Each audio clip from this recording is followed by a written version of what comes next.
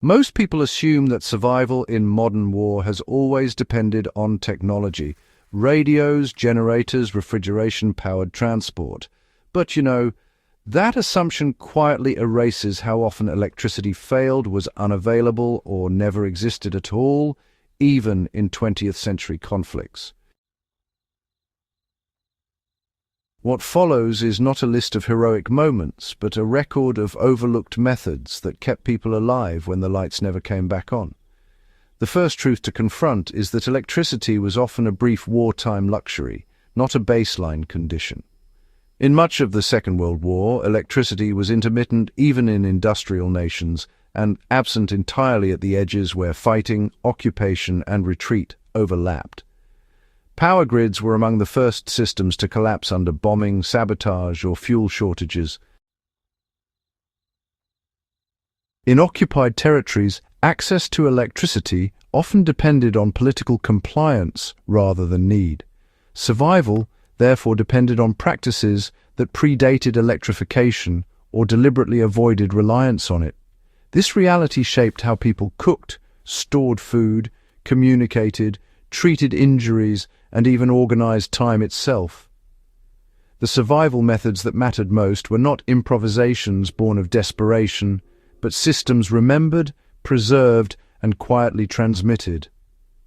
Long before generators failed, communities relied on food preservation techniques designed for months without resupply. Canning, curing, drying, fermenting, and root cellar storage were not quaint traditions. They were survival infrastructure. In Eastern Europe during both World Wars, rural households that maintained pickling crocks, smoked meats, and underground storage consistently fared better during sieges and forced requisitions. In Leningrad, where industrial food systems collapsed during the blockade, people who understood how to dry bread into rusks or render fats for later use stretched calories far longer than official rationing anticipated. These methods influenced post-war military doctrine, particularly in cold weather and siege planning, reminding planners that logistics failure is often nutritional before it is tactical. When medical electricity disappeared, pre-industrial trauma care determined who lived long enough to recover. Field medicine without power depended on knowledge rather than equipment. Boiling instruments, using alcohol or iodine substitutes, and controlling infection through isolation were critical skills in partisan units and improvised hospitals. During the Chinese resistance against Japanese occupation, mobile medical teams operated entirely without electricity, relying on daylight surgery schedules and traditional sterilization practices. Mortality rates varied sharply based on whether practitioners understood infection control principles developed in the 19th century. These experiences reinforced the later emphasis on decentralized medical training in guerrilla and special operations forces, where power loss is assumed rather than exceptional. Water safety, not combat, often decided survival in destroyed cities and displaced populations. When pumping stations failed, people reverted to gravity-fed systems, wells, rain capture, and surface water treatment methods that predated municipal infrastructure. In Warsaw, after the 1944 uprising, surviving civilians filtered water through sand, cloth, and charcoal, then boiled it over scavenged fuel. Cholera and dysentery outbreaks were more lethal than shelling in many refugee movements of the First World War, particularly in the Balkans and Anatolia. These patterns later shaped international humanitarian doctrine, prioritizing water purification training and equipment over more technologically complex solutions in disaster zones. Communication without electricity depended on physical networks rather than devices. Before radios became widespread and reliable, information moved through couriers, coded language, visual signals, and routine patterns that blended into civilian life. Resistance movements in occupied France and Yugoslavia relied on predictable human movement, milk deliveries, postal routes, church attendance, to pass messages without drawing attention. These systems were slower but resilient, and harder to disrupt than centralized communications. The lesson endured. Redundancy rooted in human behavior often outlasts technology under sustained pressure. Modern military and intelligence training still studies these networks as models for low-signature operations.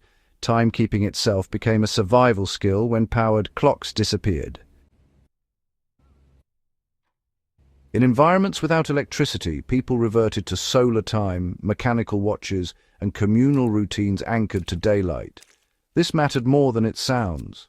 Coordinating labor, guard shifts, medical care, and food distribution without reliable clocks required shared temporal discipline. In prisoner of war camps, those who helped establish routine schedules, meal preparation, sanitation, rest, consistently improved group survival and mental stability. Psychologists studying post-war trauma later identified this as a key factor in resilience, influencing how survival training emphasizes structure over comfort. Heat, not cold, was often the greater threat, and survival depended on fuel discipline rather than warmth alone.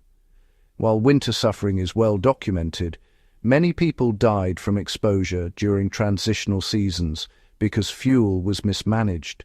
In post-bombing Hamburg and Tokyo, families dismantled furniture, doors, and flooring for fuel, prioritizing controlled heating over short bursts of warmth.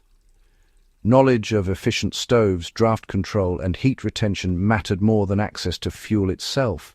These civilian experiences later informed military research into low-signature heating and shelter design, particularly for units operating without logistical support. Psychological survival required cultural memory as much as physical adaptation. In ghettos, camps, and isolated villages, maintaining cultural practices reinforced identity and mutual obligation. This reduced conflict, improved cooperation, and preserved decision-making capacity under stress. Historians often overlook these elements because they leave little material evidence, but survivor testimony consistently identifies them as critical. Modern survival psychology acknowledges this, emphasizing morale, purpose, and social cohesion as force multipliers independent of technology. What ultimately mattered was not improvisation, but remembering what worked before electricity existed. The most successful survival methods were rarely invented during crisis. They were recalled, adapted, and taught by people who understood that technology is a layer, not a foundation. When that layer peeled away, those who survived longest were often those whose knowledge extended further back in time. This has implications beyond history. Military planners, emergency managers, and civilian preparedness experts increasingly recognize that resilience depends on low-tech competence paired with disciplined organization. Remembering these stories matters because collapse has never announced itself politely. Electricity has always been conditional on fuel, infrastructure, politics, and stability. The people who endured war without it were not exceptional because they were tougher, but because they preserved systems that assumed failure was normal. Understanding these overlooked survival methods is not nostalgia. It is a reminder that progress does not erase vulnerability and that knowledge outlasts machines. If you value this kind of grounded, unsimplified history, subscribe to The Survival Record. Share this video with others who care about how people actually survived when modern systems failed, and why those lessons still matter.